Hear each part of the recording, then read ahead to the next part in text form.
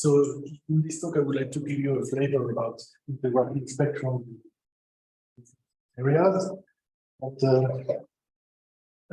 okay, so this is actually part of a paper which was with a different name, complex generalized integral mean spectrum of twisted whole plane SLE and LNE, which will appear in the Annales Institut Poincaré, the volume dedicated to the memory of Christoph Lewinsky. Okay, so let me start with a sentence, which you probably know, and you probably agree with it. So the sentence says that it came to appear that between two truths of the real domain, the easiest and shortest path quite often passes through the complete. And so this is due to Brownian. So I assume that you all agree with that. So my idea in putting this slide was not to convince you, but to show you a new evidence of the truth of this. Calculating integral. Let me see. It will appear, but maybe not where you think it would be. Okay. So what is multifractal spectrum, first of all?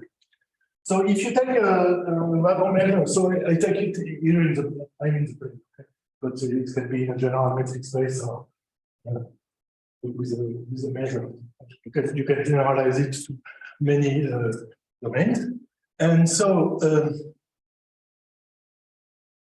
for alpha greater or equal to 0, you consider the set E alpha as being the set of points such that the measure of the pole of center x and minus r behaves like r to the alpha. Of course, I'm vague here in order just to give you the idea. To give a meaning to this equivalent sign, you should take the log and take the link soup or maybe link, there are several different possibilities. Okay, but anyhow, this is something like this. And so the multifractal spectrum of the measure omega is just the function f, which at each alpha assigns the Hausdorff dimension of the alpha. So of course, f of alpha will be 0 if alpha is the f of alpha is always less than 2 in this case. Okay, so now I will be interested in a very special measure, which is called the harmonic measure. So what is the harmonic measure? So the context will be a compact connected set in the plane. And I consider Vt as being a standard Brownian motion starting from infinity, whatever it means. Bigger than 1 point. Yes, yes. Yes, because if it has more than 1 point, it's automatically. Okay. So so I said infinite. Yeah, it's an infinite subset. Well, I could have said more with more than 1 point. Okay, so so I take a Brownian motion. If you don't like to speak about a Brownian motion started at infinity, which is not so obvious, you can just take a big, large circle of radius, very, very large, and start the Brownian motion at a point on this circle, chosen with uniform. Okay. So we define the time, so the random time, capital T, which is the first time that Vt hits the k. Okay? Because k is connected and not reduced to a point, this time is finite. Is Brownian motion with respect to Euclidean metric or some hyperbolic metric? Euclidean. Maybe it doesn't matter. It doesn't matter, it's conformal. So we could also say it's on the speed. Okay, so T is less than infinity, almost surely. That's just because such a compact set has positive C. That wouldn't be the case for a general. Very thin. And so the harmonic measure is the probability that B capital T, Okay, so it is the heating distribution of the Brownian motion. So our aim is to study the multifractal spectrum of harmonic measure of some complex.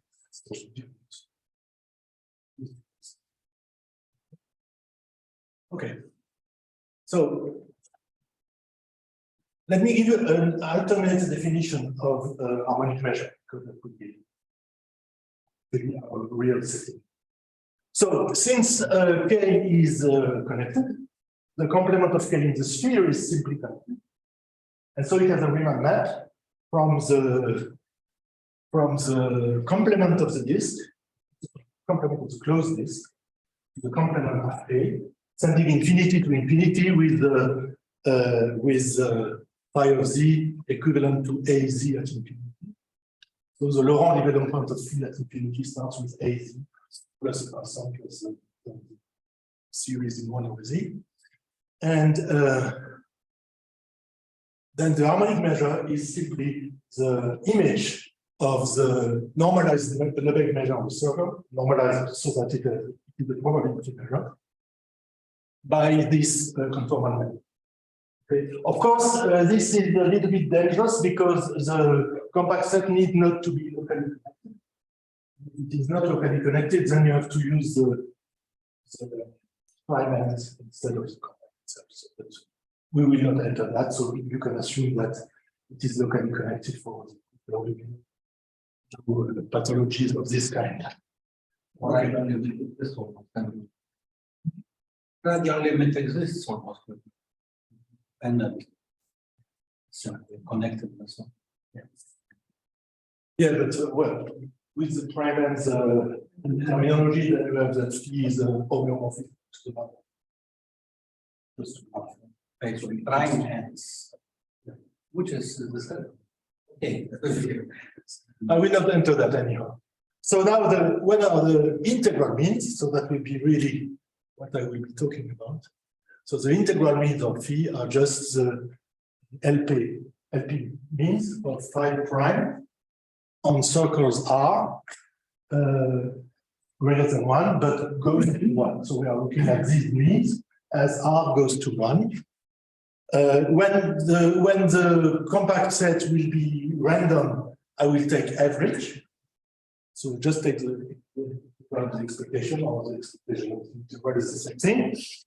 And then we define. No.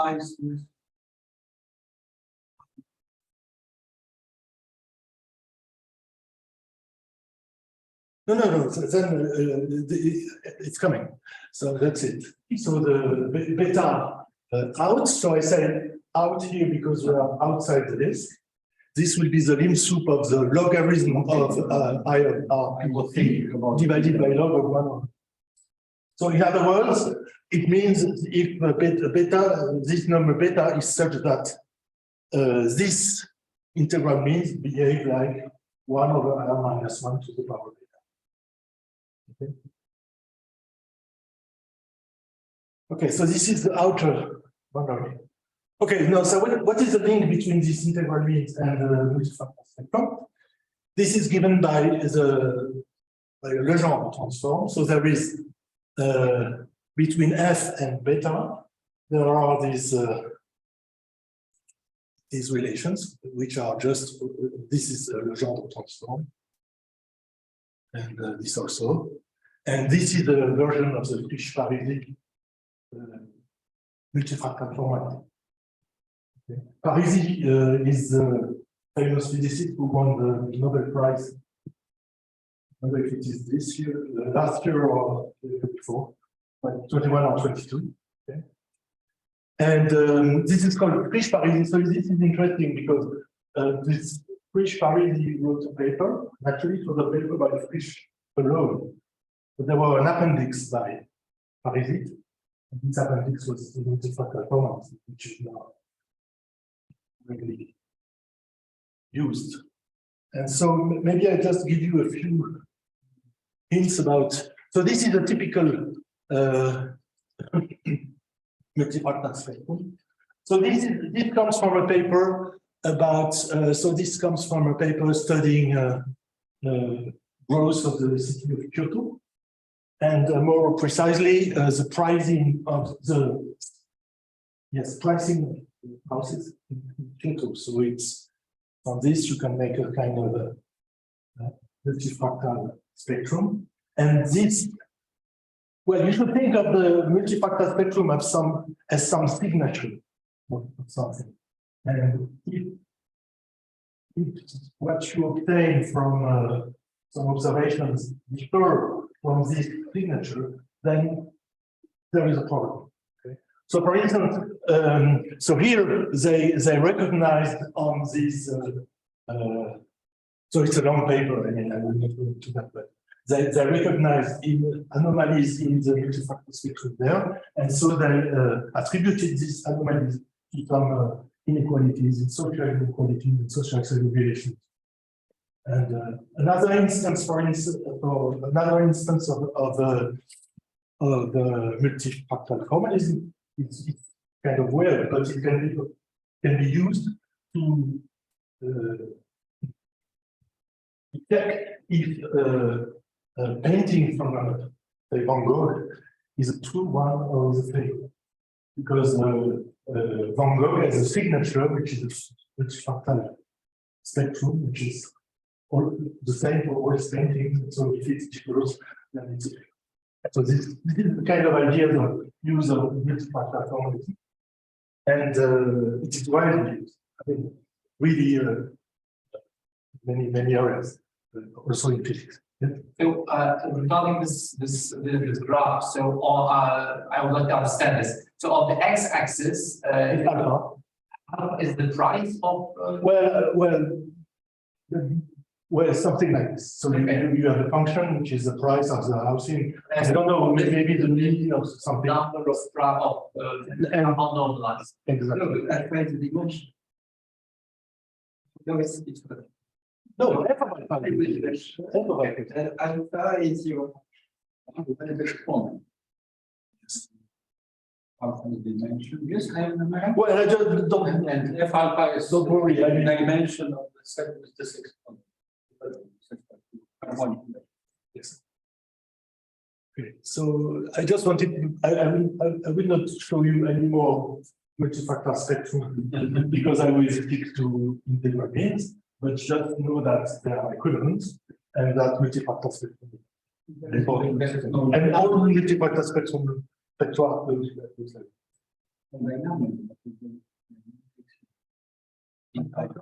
Can be expressed in You are anticipating. Okay. So now for this this integral mean spectrum was again for outer functions, okay, functions from the outside of the list. Now I go to the inside. So I will define a beta inside. Okay, and that's I consider the class, the famous class S. So S is the class of functions which are holomorphic and injected in the disk and normalized by phi of 0 is 0, phi prime of 0. And so we define again the integral mean the same way. So, but now R is less than 1, going to 1 by from below. And beta in is just this. Okay, so it's the same thing. Same thing, so, but now we kind of go away from the link with harmonic measure, because if the domain, if P of the disk is unbounded, then the relation to the harmonic measure is not clear. Okay, so we kind of shift from this setting, and more precisely, we get yes. So now we will distinguish between bounded and unbounded universal function phi. Okay, so we just consider this idea. So if you take phi, which is bounded or not, but suppose it's not, it's unbounded. Okay. Then if you look at psi of z, which is 1 over phi of 1 over z, so this is now defined outside the disk. Okay, this is bounded because phi is bounded from below. By the way, uniformly bounded from below by curvature. And so T is the is a psi coming. I mean, the image of psi is the complement of a compact set, a compact connected set. Okay, so beta out here is the lim sup of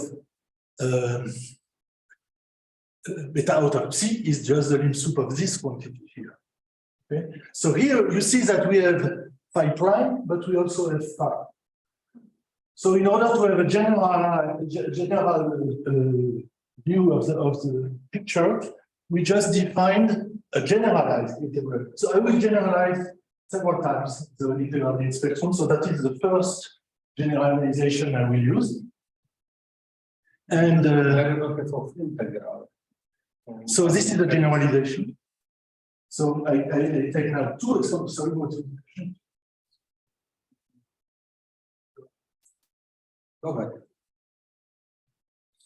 no, because we have two people. So for the derivative of the logarithm, you have to take Q.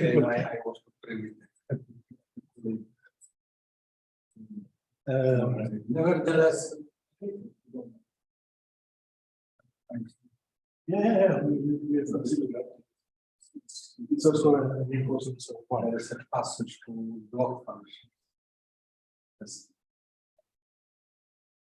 Well, but block No, phi you will also discuss block phi prime. block phi minus second. Yeah, I will not consider second derivative. Okay, so we generalize the spectrum. We've taken two values, P and Q. P is for phi prime, and Q is for 1 over phi. And so that, and then we define the beta in PQ as this quantity here. Okay, so now let's see some examples of so the title of the talk is example of exact computations.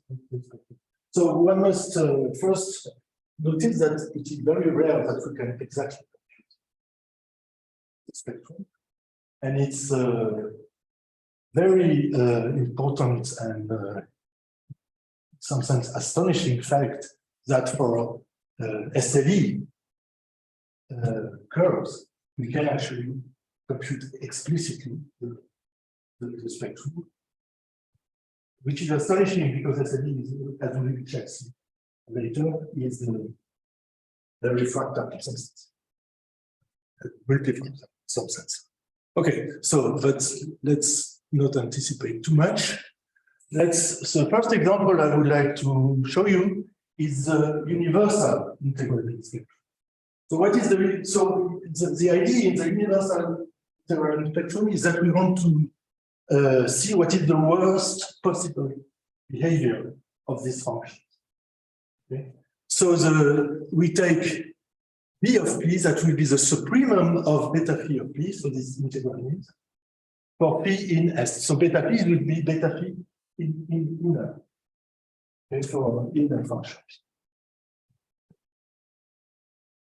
Not for inner function, but for functions defined inside the list. Okay. And beta bounded will be the supremum for phi in S. Okay. And so the picture is the following. Oh, okay, and there is a theorem due to Makarov, which says that B of P is the supremum of bounded and through P minus 1. Okay, so let's see what B, so this is B bound.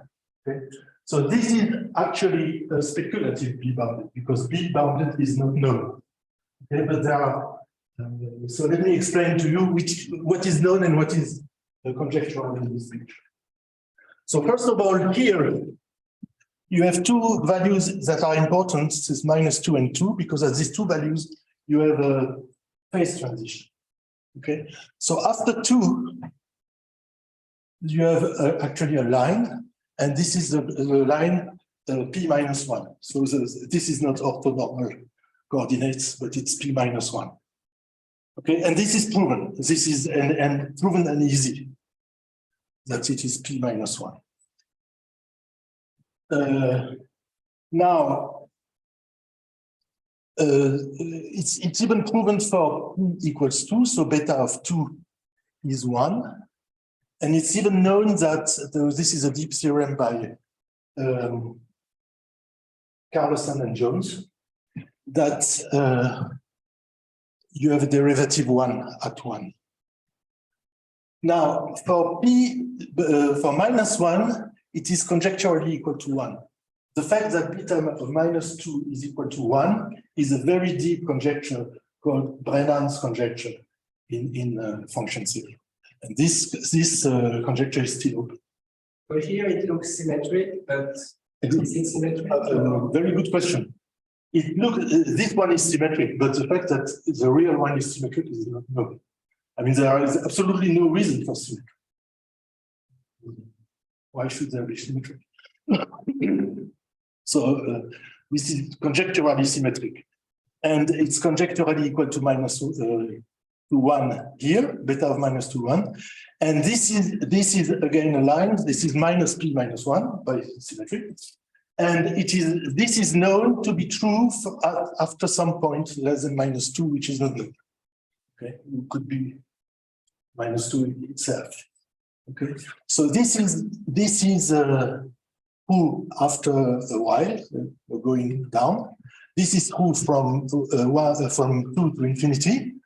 Now, in the middle, what is true, of course, beta of 0 is 0, that's obvious. The fact that we have a parabolic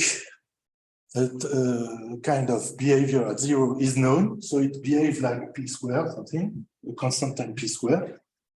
And so the conjecture here is so-called Kretzer conjecture. It says that, okay, between -2 and 2, it should be the simplest convex function interpolating between these 3 points, -2, 0, and 1, with these values. And this is p squared over 4.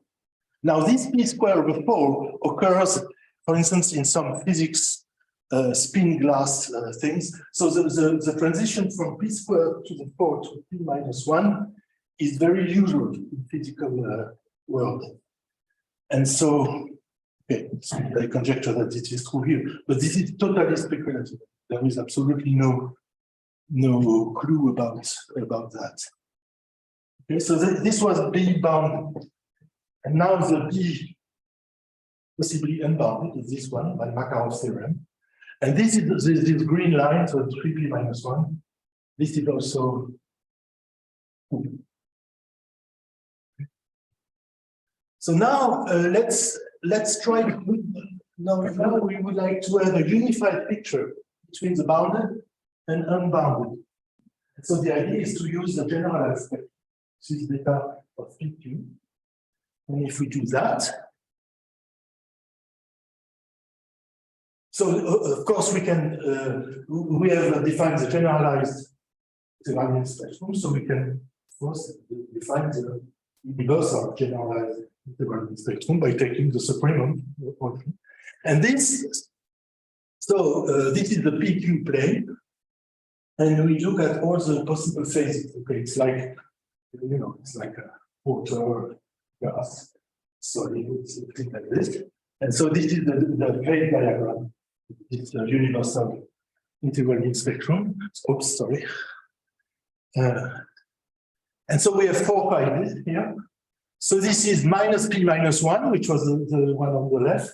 It corresponds to the tip spectrum, so-called tip spectrum, because the behavior, the fact that we have minus p minus 1 here comes from the tip of the domain. I will come to that later. P minus 1 is the linear part of the spectrum, which is always a bit bizarre because it has no clear interpretation. P squared over 4 is the so-called bulk spectrum, that means the spectrum near generic point of the domain. And then we have this 3p minus 2q minus 1. Notice that if q equals 0, we have this 3p minus 1. And this corresponds to the behavior at infinity. So this corresponds to the unbounded domain and how they behave at infinity. Okay, and if you want to look at, so in this picture, if you want to look at general domains, and you take, if you want to look at the usual case, but for general function or to bounded function, then for general function, you have to look at the q equals 0. Okay, then you have two-phase transition from minus p minus 1, p square root 4, p minus 1, and we are back to the picture before. And if you want to look at the bounded spectrum, you have to look at the line q equal to p, because of this phi prime to the p divided by phi to the 2p. So in this picture, we can see both spectra, the general one and the bounded one. Okay. Let's start with another very basic example, which is the logarithmic spiral. Okay, so the logarithmic spiral is the curve gamma of t equals e to the 1 plus iat. Okay, and I will only consider half of it, that is the part going to infinity. Okay, I can of course continue with t negative, but by the way, I will do it in a moment, and then this of course will spiral around 0. So what is the spectrum of this domain? So the complement, of course, of the curve gamma.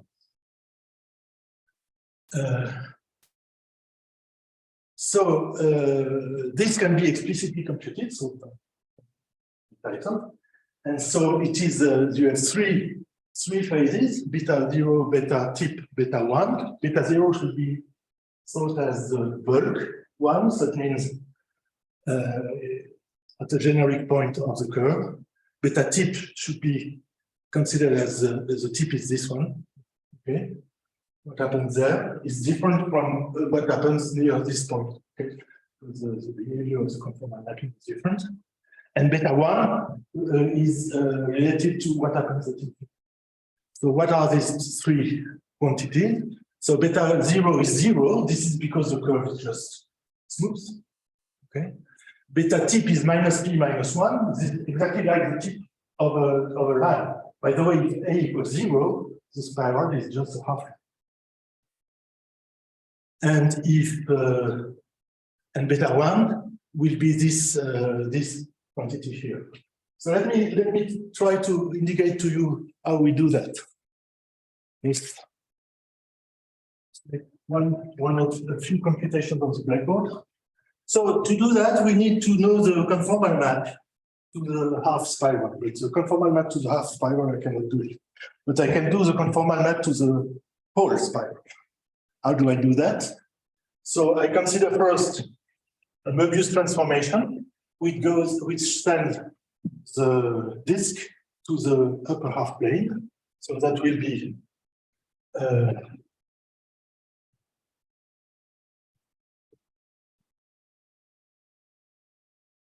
okay, that sends the disk to the half plane. Then I want to send the half plane to a strip, and then I take the log. Okay, so the log. So this will send it to the upper half plane. The log will send plus 2 0 less than 1 less than pi, which is just the log. Okay, and okay, the log is well defined on the upper half plane, and the argument is between 0 and pi, and then I take the exponential, and which will take 0 less than 1 less than pi to the complement of the full spiral.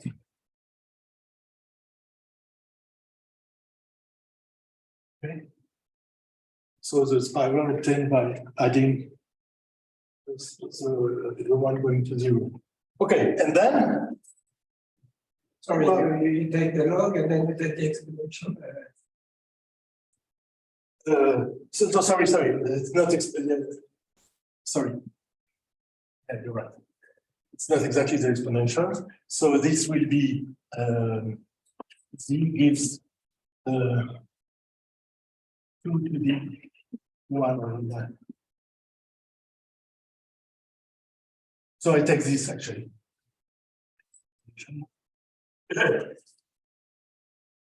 And this senses the, yes, you're right.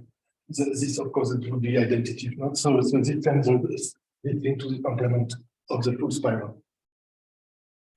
Okay, and then it happens that, okay, so the beta zero is clear. I mean, this is just because the curve is smooth.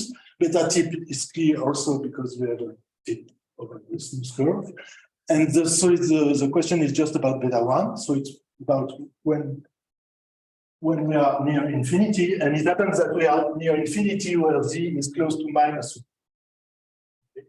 And then we have to analyze what happens to this map when z is close to -1. And maybe I will do that, but it can be done. Okay. So you look at integral, so the integral means near -1. So you look at this part here.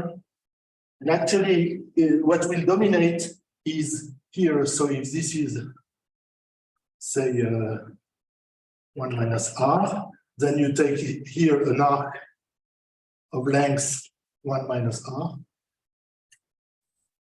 And the integral over this part will dominate the whole integral.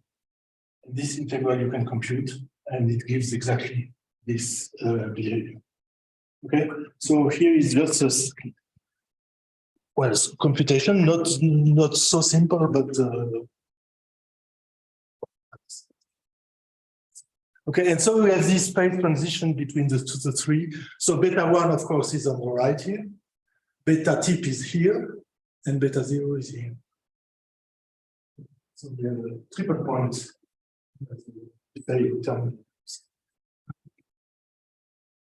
Okay.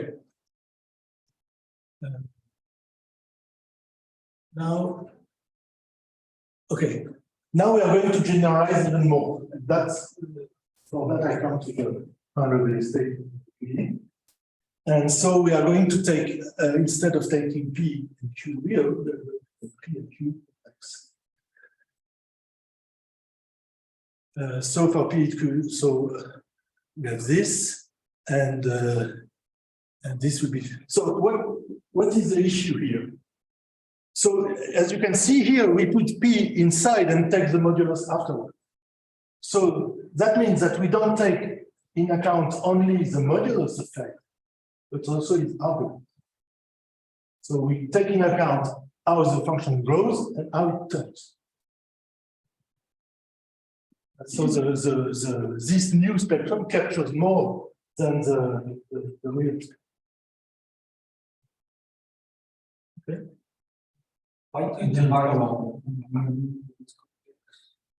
Sorry? PQ are complex. PQ and complex. So I take P inside.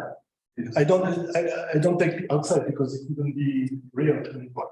So and then here you can see that if P is say purely imaginary, for instance, then you have you measure the style. So wait, so in the denominator of the denominator, why do you divide by RE to? Oh, but just because to take a complex power of a holomorphic function, you need this function not to vanish. But phi vanishes at the end. Okay. So it's just to have a clear definition of power. Of course, the REI theta plays no role. Just the Why the absolute power? Don't you admit complex values? Yes, that will be the next generalization. That doesn't make sense completely. No, but the idea in spectra is to measure the things, growth of things. So here we measure at the same time the growth of the function and the growth of the modulus and the growth of the value. Well, of course, we could do that, yeah, but I don't think it does. Yeah, but then what happens to the genre? Oh, for this, Anyway, if you have something with complex values. yeah. No, I don't think. I mean, I have never seen it, so. Then you can use the derivative.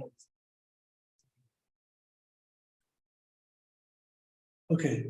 So we can compute the spectrum for the logarithmic spiral, and I will skip the details, but the answer is that. So this is beta 1, okay? Beta 0 and beta t.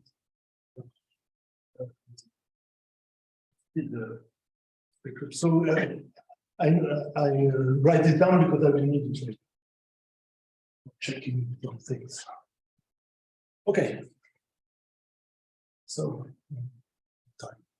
So is it like the real part of the that we had before? I mean, the beta 0, beta 1.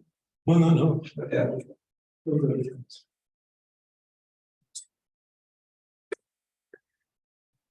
So this, yes, so this is a really real part from that. But before we had, what was it before? Minus p minus 1? Yes, so minus, so this will be minus modulus of p, because there is no term in beta 0.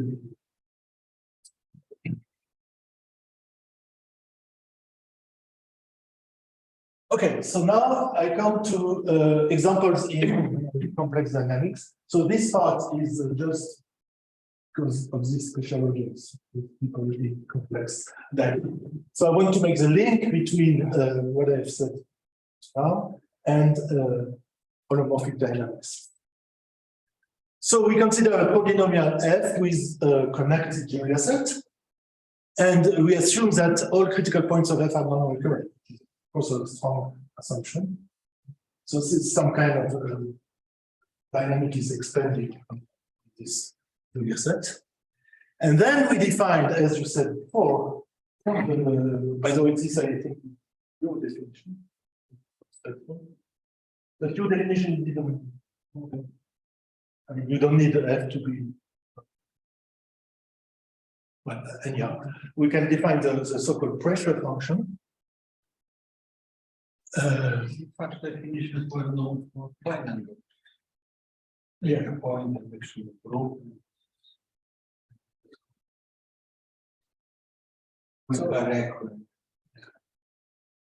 So as we know, this pressure function is important, for instance, to compute the dimension of the Julia set, because this pressure function will be a decreasing function and convex, and the zero, there will be a unique zero, so it goes from plus infinity to minus infinity, so there will be a unique zero, and this unique zero happens at the dimension. So this function is important for that. So this is Bowen theorem ideas.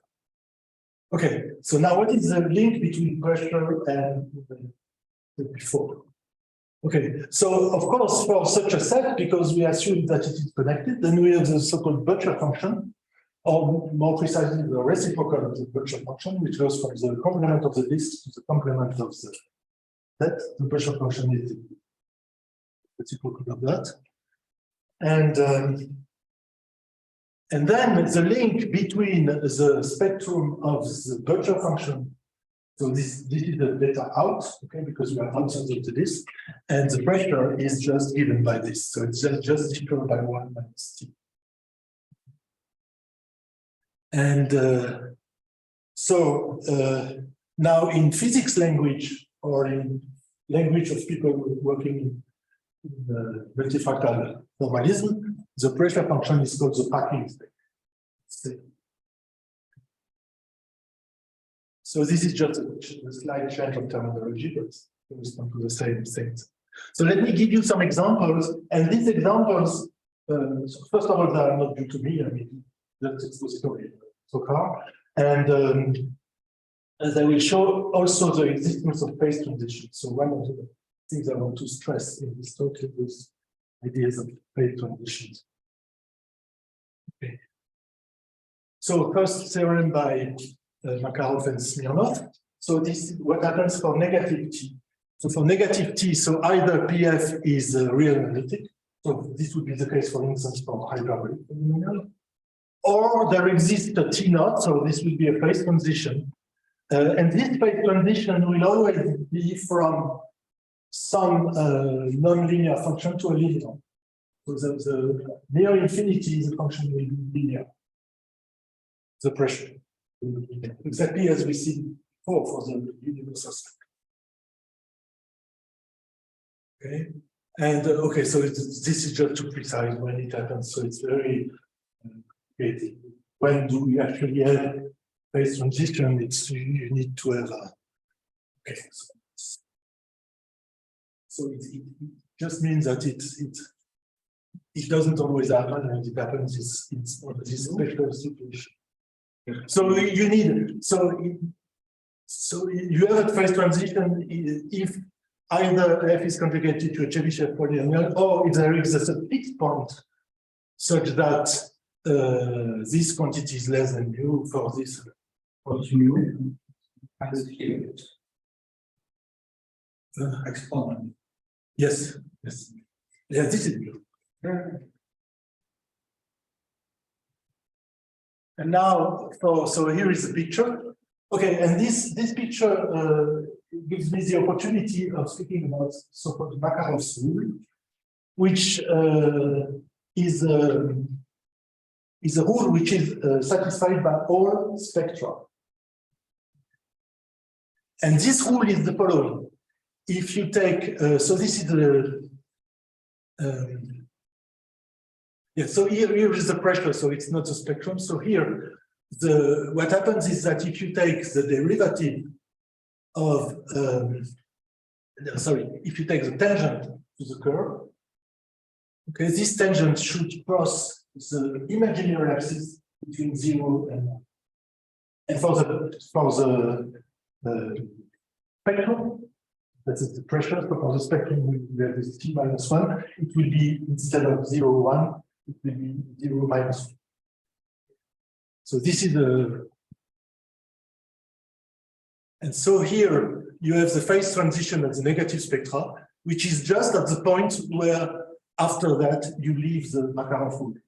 0, 1 is one you normalize by the Sorry?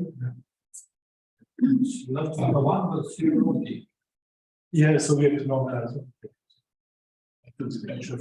Yeah, we have to normalize it. Or take the log inverse. Okay, and so this is the multifractal spectrum. So we will come back to Makarov's rule later, when we will speak about random spectrum. Okay.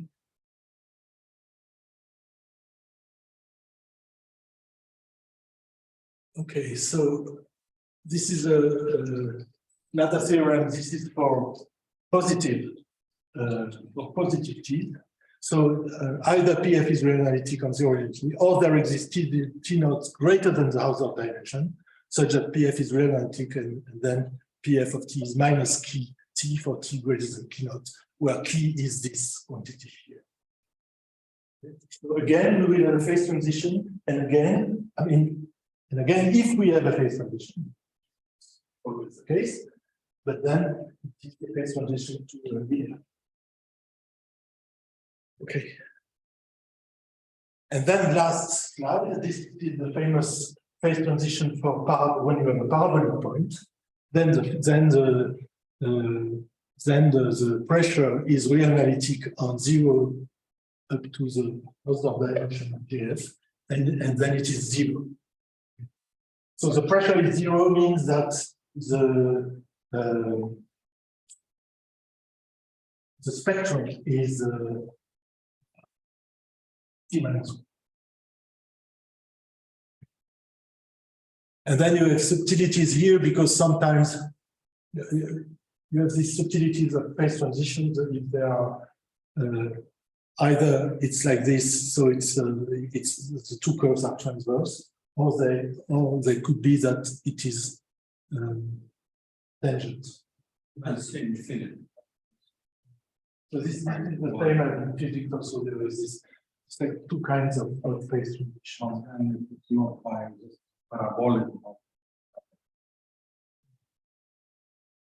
Okay, so this was just a part, just to give you the dictionary between dynamics and and the spectrum. Okay, so maybe okay, maybe it's a good time for a break because I will come to SMJ.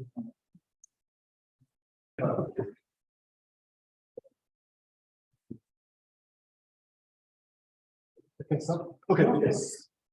Okay, so this was staying. Okay, so I would like to give you a very old-fashioned way to introduce you to Lerner evolution.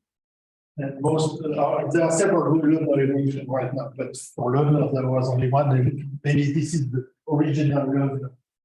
Okay. So first of all, historical remark: Lerner introduced his Lerner evolution in order to prove Lieberbach conjecture for n equals 3. Lieberbach conjecture is the same, is saying that if you take phi in the class S, and if you develop Taylor series, then an modulus is less than n. And he proved this. So for n equal 2, this was proved by Lieberbach or by Koebe or Lieberbach. And for n equals 3, it was by Lerner. And then later it was proved by, in full generality, by de Branche. But Lerner evolution was still there, but we needed one more argument, which was a combinatorial R. Okay, so that's just a side remark. Okay, so imagine a curve. Imagine a curve here going from some point to infinity. Let's take a simple curve. It doesn't need to be simple, but okay, let's take a simple curve. And then imagine that we erase it. Let's erase it. So at time t, so we have gamma of t, and we have erased between 0 and t. And what we get is the domain omega t, which is the complement of the curve going from t to infinity. Okay? So the omega t domains are increasing. Okay, so curve is decreasing, the domain is increasing. And we look at the conformal map, the Riemann map, actually, the exact Riemann map, so that means that it is normalized so that the derivative of 0 is positive. And we can even normalize it so that the derivative of 0 is e to the t, okay? Because it's a continuous function and increasing by Schwarz lambda. Okay, and then we have this conformal map, and this conformal map, you can consider lambda of t is a point in the disk which is sent to the tip, gamma of t. Okay, and then we have this a function of two variables, f of t and z, and this function satisfies the so-called Lerner differential, Lerner partial differential equation, which is the following. If you differentiate f with respect to t, you have it is z times the derivative of ft respect to z times lambda of t plus z divided by lambda of t plus z, where lambda of t is this function here, which is sent to the t. So the function lambda of t, so this is actually a continuous function. It needs a proof, but it's true because it's continuous. So it's a continuous function from 0 infinity into the circle. It's a function with modulus 1. And normalized by this quantity at infinity. Okay, so that's the Lerner differential equation. Now, this is only one half of the story. The other half is that if you start with such an equation, then it can be realized exactly as I said. Not exactly, because you might come to curves which are self-intersecting. Okay, let's speak about that. Okay, so and that will be important for the definition of this, because we will define processes by their driving. So the idea between the idea in Lerner process here is to identify gross processes of the domain with one-dimensional function, just function lambda of t, which is a continuous function from 0 infinity into the circle. Okay. So an example, take the logarithmic spiral. And it's an exercise to show that the driving function is just e to the at, iat.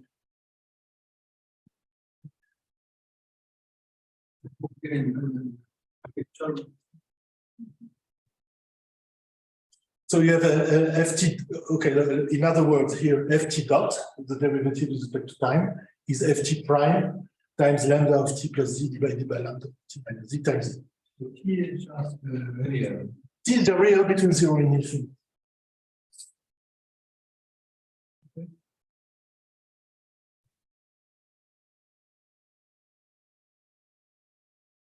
Okay, now we want to consider the case where lambda of t is a random.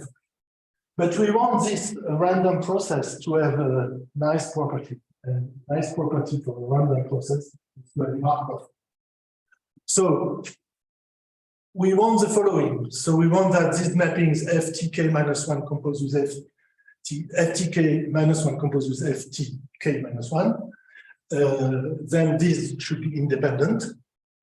That the law of this function ft minus 1 composed with fs depend only on t minus s, and that's it. And this happens even only if the driving function is e to the ilt, where lt is a Levy process. Okay? So a Levy process is the process on the real line which satisfies the same property, except that you don't take composition, of course, but you take difference.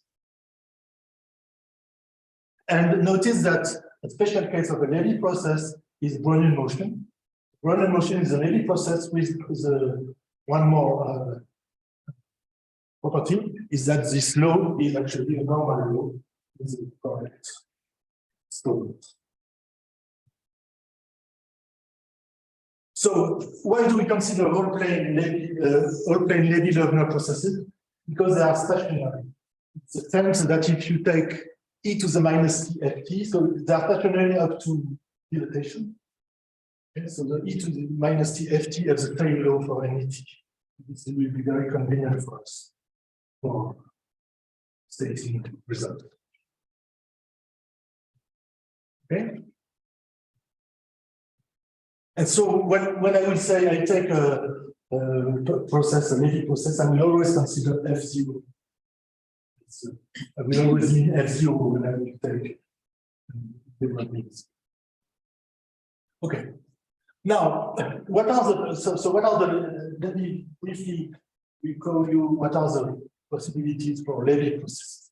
So the case LT equals square root of kappa BT, so BT is again, so now BT is a one-dimensional motion. The first one was a two-dimensional motion. So now we have a standard 1D Brownian motion.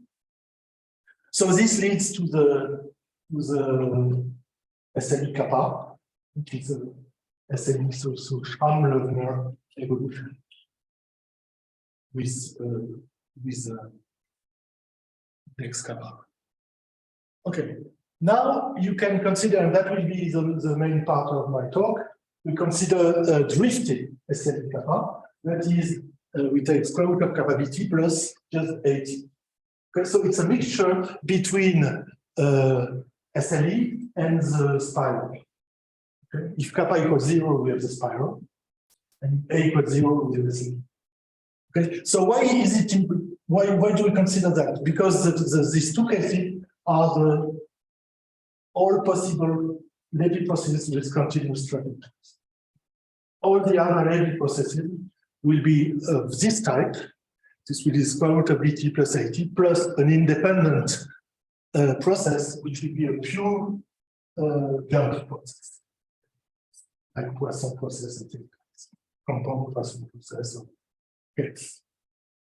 So now, how does these three things reflect when we consider the curves that occur?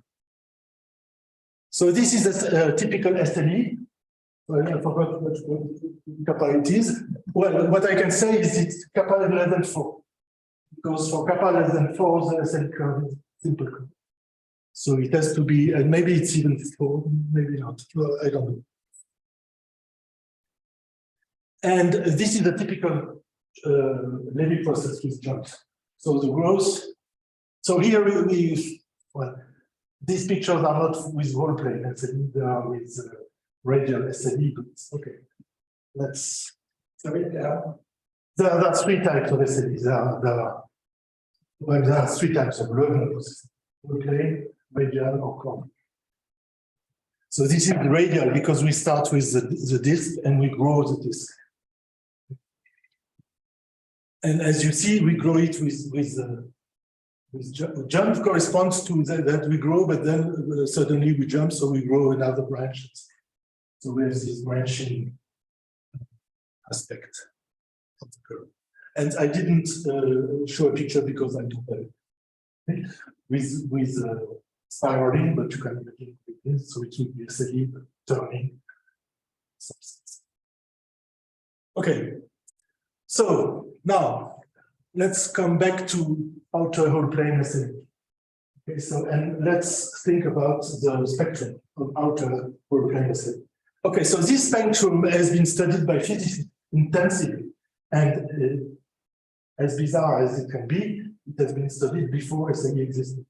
So for the physicists, SLE was some kind of, physicists, they consider objects they don't even define, but there are few intuitions. So they had intuition of what is a random curve, and with the kappa was something very specific related to statistical physics. Okay, so Duplantier in 2000, so that was close to the starting of SLE, found the formula for the bulk spectrum, which is here. It's the exact formula, which is not easy to predict, but we predicted this using a method that I will tell you later, physics. 2 years later, Hastings, another physicist, came out with the tip spectrum. Both happen to be correct. Sorry, correct. And then we have this bit. Again, we will have a transition, a linear transition, and this linear transition will be this one. Now, just a word about what spectrum do I mean here? I mean the average. Okay? And you can also ask, is there an almost sure spectrum? And it happens to be the case also. Average, it means that when I take the integral means, I take the expectation. Because the integral means are random functions. Okay, so I take the expectation. But you can consider almost sure spectrum. Yeah, so that's everything is random. But now the almost full spectrum has been considered by Johansson, Wiklund, and Lawler 2012 for the tip spectrum. Okay, so here so I don't know any case of almost full spectrum involving phase transitions. That's not clear. So they define a specific spectrum near the tip. It's not exactly the same definition, but they stay near the tip, and they have proved some things about that. And then for beta 0, it's Nguyen, Miller, and Son in 2014. So let me show you. Okay, so here is what is obtained by the later one. So this is the beta 0 for average beta 0, and then we just use the Makarov rule. That is, we take the average spectrum is not a spectrum. So in order to make it a spectrum, we have to force Makarov rule to be true. That means that we have to, after a while, we have to change the curve to a linear. And this happens to be almost sure. For me, it's really mysterious. I don't really understand. That's the case. Okay. Now, in 2014, we introduced a new spectrum, which was not available before, which is the analog of the spectrum beta 1. And we could show that after this transition here, in SLE is always linked with some kind of numerology, so you will always find this strange formula. And then we have a transition to this spectrum here. So I have put a 0 here because this, in the generalized spectrum, it corresponds to Q equals 0. And then we will show the one with Q. And then we have this this picture, which you should think as the analog of the picture for the universal spectrum. Okay? So here we have the bounded spectrum, as was studied by Vielayev and Smirnov. So it has, here you have beta tip, beta bulk, beta lin. Okay, and then for unbounded, you have this line corresponding to 3p minus 1, but then it's 3p minus this one, which is by the way, equal to 3p minus 1 is completely. Okay. Okay.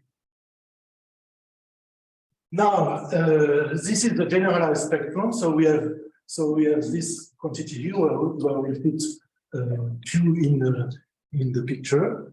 And here you can see the phase portrait, phase portrait of this spectrum. Notice here you have, again, for Q equals 0, you have the spectrum for unbounded case. And for bounded case, you have the Q equal 2p case. And so you can notice that it doesn't enter the beta 1 bounded case. Okay.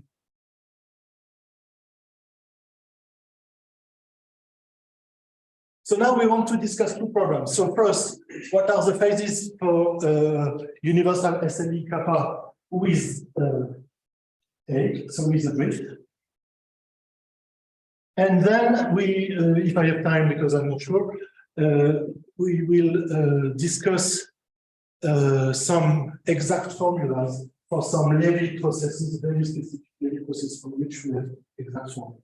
So from now on, we are chasing for exact formula. So one of the good things about this PQ thing is that we can adjust P and Q so that we have exact formula.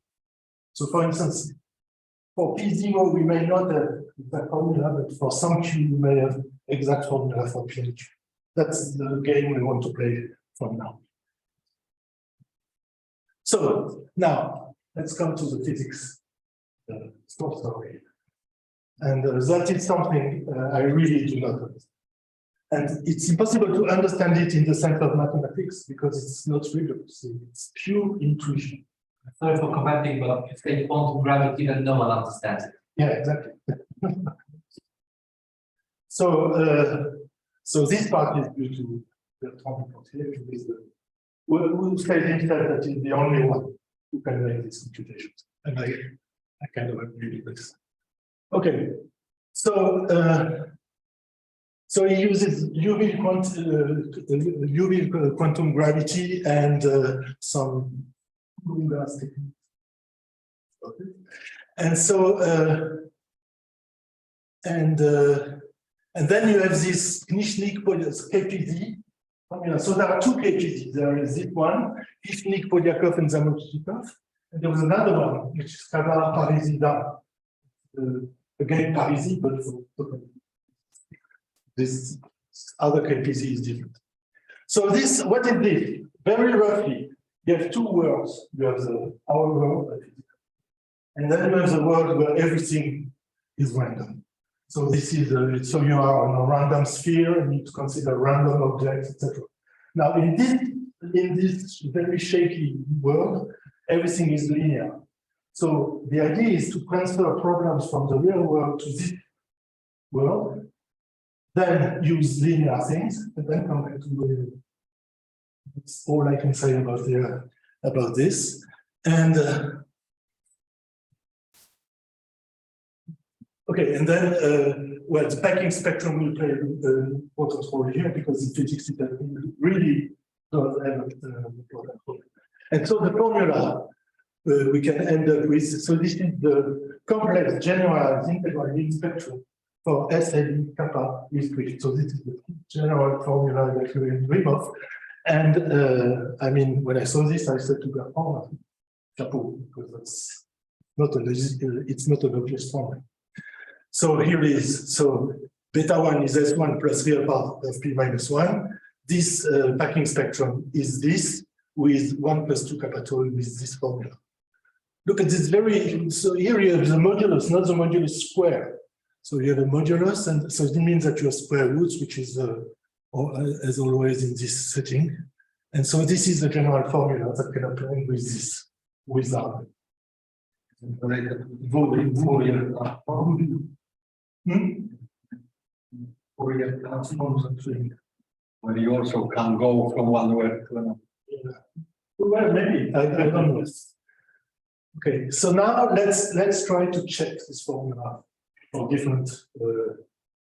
Let's try to find some places where we can check the truth of this. So this, by no doubt, it is true. Okay, you will see. Okay. So if we let a equal 0, then we immediately record the beta 1 before, so it's okay for that. So by the way, Bertrand first did it for a equal 0, and then using again his Cartesian business, he was able to. Now, if we let kappa goes to 0, then we go to the fiber case. But I encourage you to do the computation. It's not at all obvious. It's not at all obvious. You have to go to other one. It's not just a continuity result, it's a derivative. And so for these two cases, it works. Now,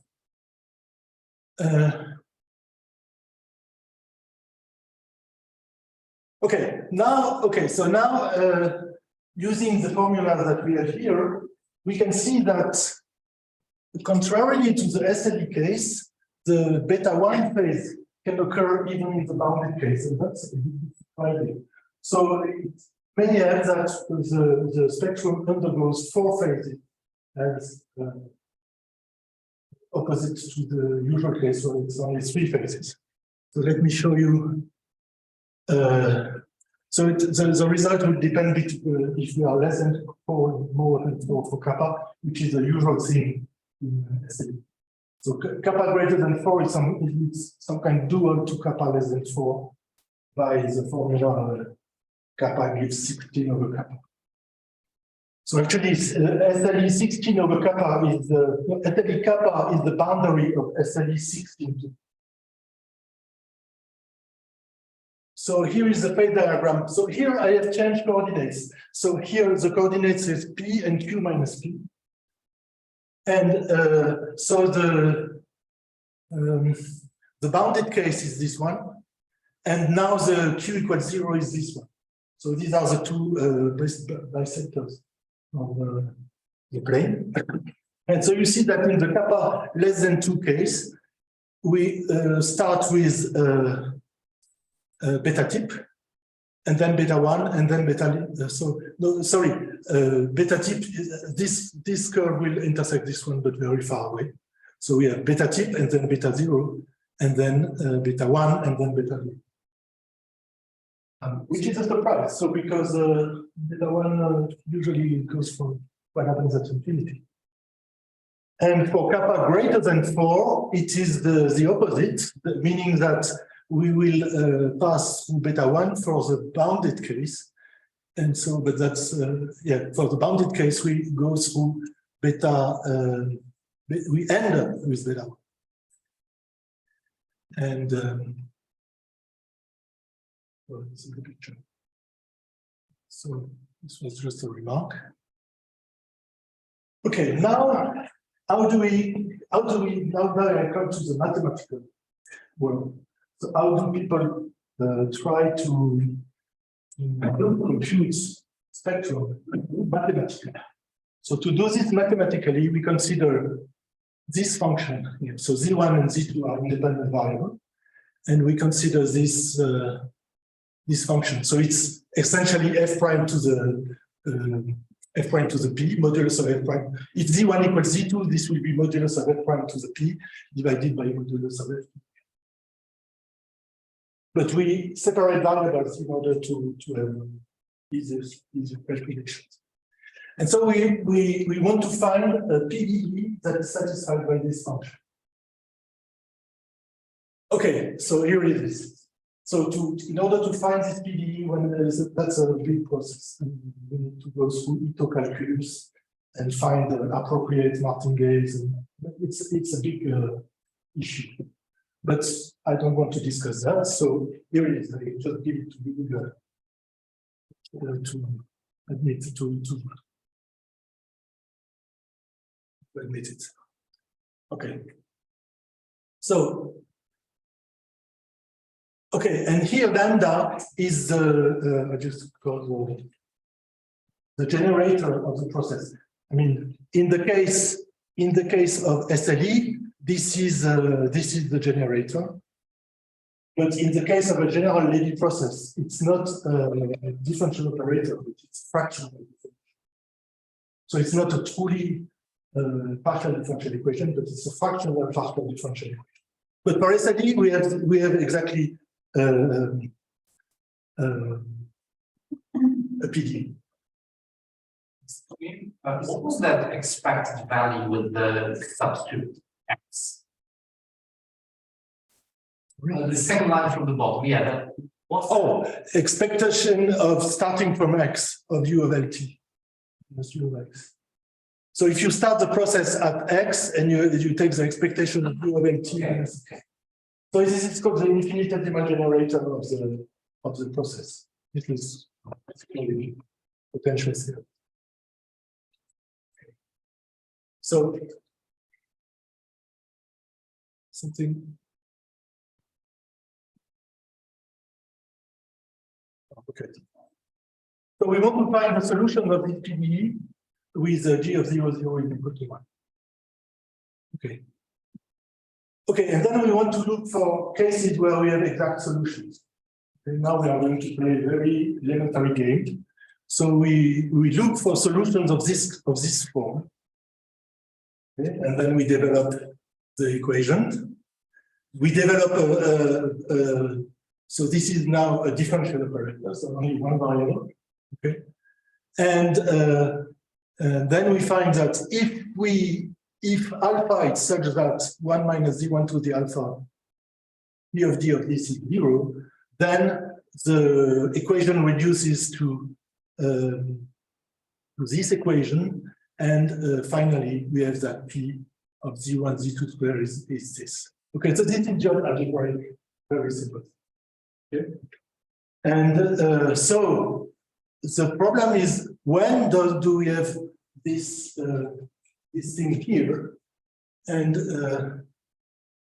well, we just write that p of d of 1 minus z to the alpha. It is some constant because it's a PD of order 2. So we have 1 minus z to the alpha capital A plus 1 z alpha minus 1 capital oops. Capital B plus 1 minus z to the alpha minus 2 capital C, where A and B, C are these three things. And we want these three things to be 0. Okay.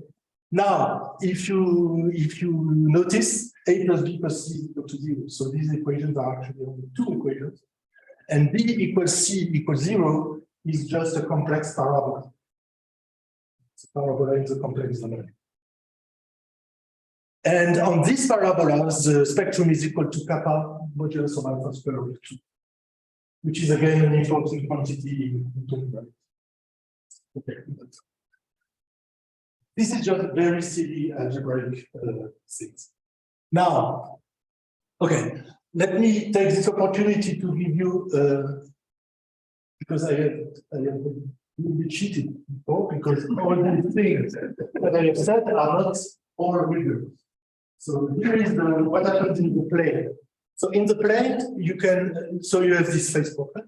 So this P, this tip, bulk, linear, and beta 1.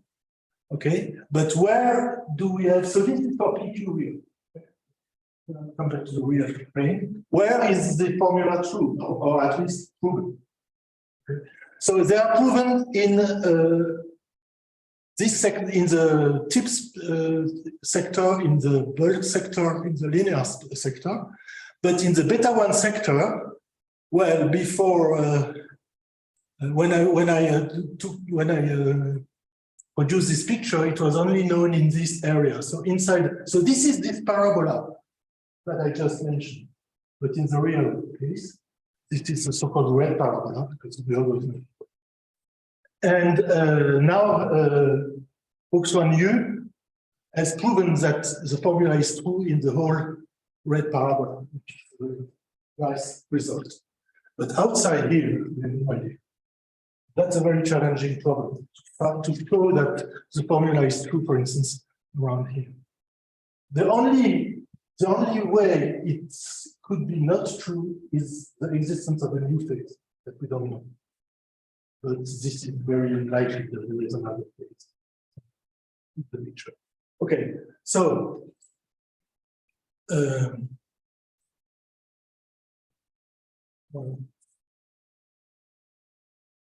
what last one? Confused. Last one.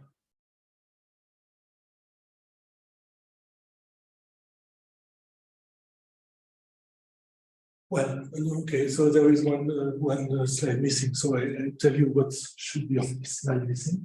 So on this parabola, we know the function g, we know how to solve the PDE, so we know exactly the function g.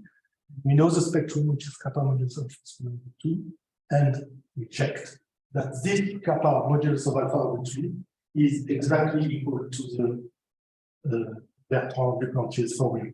Okay. So the formula is true for this complex parabola. So this is, I think, proof that it should be true in general.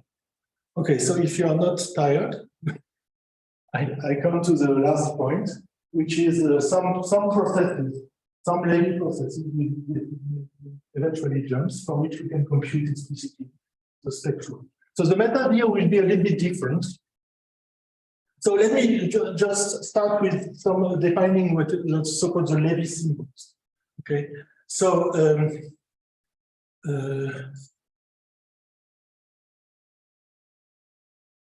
okay, so first of all, in this part, we consider only symmetric Levy processes. That means LT and L minus T have the same load. So, which was not the case when we had a drift. So here we have no drift. And then I should have written what are the Levy symbols. So the Levy symbols,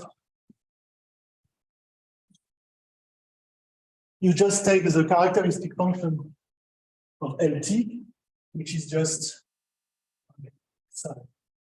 T, and take the expectation. This is the characteristic function of LT, and this is e to the minus e beta of C. So this is specific to Levy processes. Okay, so Levy processes have this property that the characteristic function is of this form. Okay, and this eta is called the Levy symbol. Okay, and here only eta on the integers we count. Okay, so we have that. So we write eta n for eta of n. And it has been noticed, so it has been noticed for a long time ago that already in 2009, I knew that if, sorry. Yes, for if eta 1 equals, so there is this strange property that if eta 1 equals 3, then whatever all the other values of eta on the integers are, the spectrum is equal to 3. That's a strange property. So it's a kind of universal thing. The eta 1 being such a value implies that whatever all the other values, and same for eta 1 equals 1. Okay, so the analog of this is the following. If you consider SLE 6, you consider SLE 6. This corresponds to eta equals 3. So SLE 6, by the way, SLE 6 has a strong physical meaning. It is the SLE connected to percolation clusters. So for SLE 6, you write the Taylor expansion of the function f0. So we have some modulus of A and T. So A and are, of course, random variables. Okay. But for SLE 6, the expectation of modulus of A n squared is equal to 1. That's the same thing as here. And the other case, SLE2, is, so this was proven, this I knew a long time ago. As from SLE2, this was proven by Lutsenko and Yermolaeva. SLE2 is also interesting because this is correspond to the loop erased random walk. So you look at essentially you take a Brownian, but you erase all the loops. But you cannot do this with a Brownian itself because it has too many loops.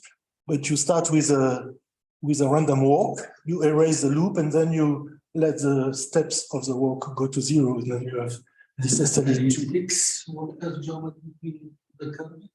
SLE6, it's a cluster percolation clusters. So you have Joining curves.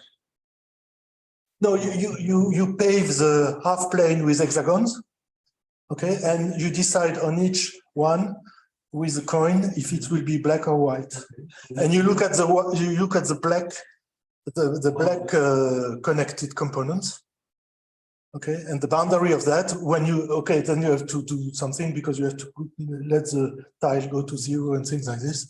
Then you get percolation, and the boundary of this is SLE6. And SLE2 is a loop erased random walk, and then you have E to the n modulus A square equal to n. Some kind of exact result. And this will remain true for any symmetric Levy process. That's the same thing as written here. Okay, now Han Yong was a co-author here and was also my PhD students, has proven the same result with Q. So when eta 1 is 3 minus Q, respectively 1 minus Q, then beta 2 is 3 minus Q, respectively 4 minus Q. And then, and then we outlined the Lutsenko-Yermolaeva method to do the two cases SLE2. So we start with the same quantity as before, except that here we have only one variable z. So we have this. This has been already. That's what I have already said. Okay. We have this equation, and now we do something a little bit different. So we write G of this form, and we look at the Fourier coefficients of the function. Okay. And then there is so we develop h of z bar into a Fourier series in this way, and then we look at the equation. The equation boils down to an infinite number of differential equations involving the eta. So these are these equations. Now this is an infinite number of equations, so it's very difficult to say anything. So we look for cases where the infinite number becomes a finite. Okay? And there are two cases for that. We can reduce to a finite one either by making the eta n plus 1 term be 0 or the eta n minus 1. Okay. So I skip a little bit the details because these are very long computations. So for the first case, this reduces that was noticed by Lutsenko and Yermolaeva to hypergeometric equation. Okay, and then there is all these rules from hyperbolic geometry, and then so we look for solutions of this form, and when we do that, we boil them to a hypergeometric equations that we can solve. And then we have this. So what I didn't say is that here we have to take p equal 2, because p equal 2 is the only case where the p is that was before is with polynomial coefficients. With p general, it's only rational function coefficients. Here we have polynomial coefficients, and that makes possible this whole business. And then we have this computation. And okay, so now for general, so we have this thing here. A Levy process. Remember, this was the Levy symbols. Okay, so eta is a positive function because this must be less than 1, and eta 2 must be less than 4 times eta 1. So this is the fact from Levy processes. But these two constraints are the only one. So So we have for all eta 1 and eta 2 satisfied positive, positive, and eta 2 less than 4 eta 1, we have an eddy process satisfying this. Okay, and so we can draw a picture here. So this is this domain, this diameter. This is the place where we have processes. So we have 3 ellipses here with the same center, which is by the way -1, 3. The green ellipse is the ellipse such that outside it, the spectrum that I have just written makes sense. Okay, because we have a square root. What's inside the square root must be positive. That's exactly the outside of this ellipse. And these 2 lines correspond to these 2 cases, beta 1 and 3. And these 2 lines here is exactly the locus of where we have algebraic solutions, where the solutions are exactly pulling. And so the interesting thing is that when we are on this line, so this line is eta 1 equal eta 2 over 4. Then we are, this is SME case. When we have equality, we have SME case. And so here we have a phase transition exactly at this point. And it's interesting to notice that here we are the, well, maybe it's the opposite, but on one of these segments, of the segment here, in the other, we have beta 0 and beta 1. So we have a phase transition here. And this case here corresponds to a pure jump process. And for pure jump process, there is a theorem by Stefan Rode and Benjamin. What is his name? That these processes do not lead to fractal. They are not fractal. They are actually one-dimensional. And so here we have 0. So it's interesting that on the boundary where pure jump process we have 0, and here we have a phase transition in Z. Okay, and so this is phase transition is exactly at this point. So again, the numerology is this one. Okay, now the other case, Q equal yes, so that's sorry, so, but not Benjamin, it was Shenzen. Because there was also a paper by Shen and Benjamin. Sorry. And now the other case, there is no hypergeometric theory there, so we need to do something else.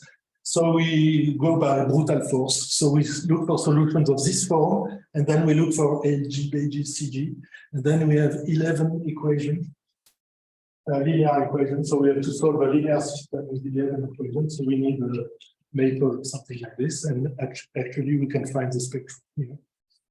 And the picture is now this one. So now the ellipse is here. So now it means that the phase transition is on the 0 Q equals 0 case. And here we have SLE, but without phase transition.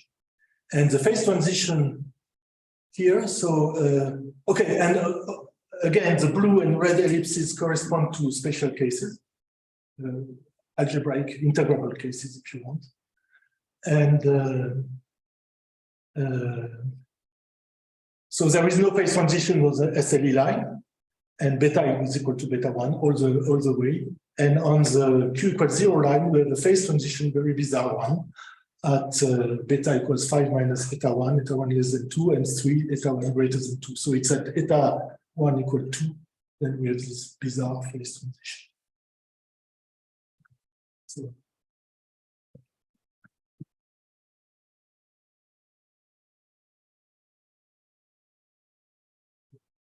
I have a question, but I think I should have asked this at the very beginning. So what you're doing is you're looking for exact solutions. Are there any approximate methods of getting anything here? So to like, well, for example, you are checking if the two formulas coincide. So can you, for example, sometimes in some situations, I have no idea when, say when the formulas are close to each other in some sense, or is this unimportant? That's the question. What two formulas? So what we are doing, for example, if you are checking if your formula for the for the integral spectrum equals the formula that should equal to. So, and this is difficult. Oh, okay, I understood this is very difficult. So, can you, in some situations, for example, for given Levy process, say that, okay, we don't know that this is equal, but we know that this should be close. Okay. So you are referring to the second part of the talk with Yeah. Yeah. I mean, this is just some kind of experimental things. I mean, there must be something behind because there was this nice phase transition. But when I refer to exact formulas, I mean for SLE we have exact. Yes, we know exactly completely the spectrum, even if it's not rigorous. So far,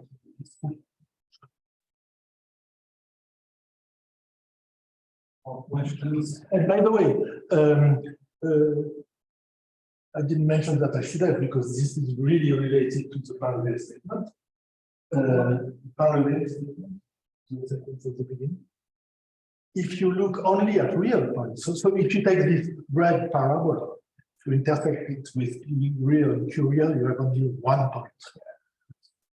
So that would not be a good check for the validity. So this PQ complex should be more intensively studied, but of course it's difficult because we are in C2, and it's hard to see something. So the phase transitions, for instance, are very complicated. So there is really something to do.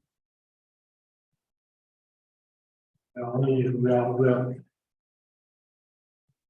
only beginning to look at this.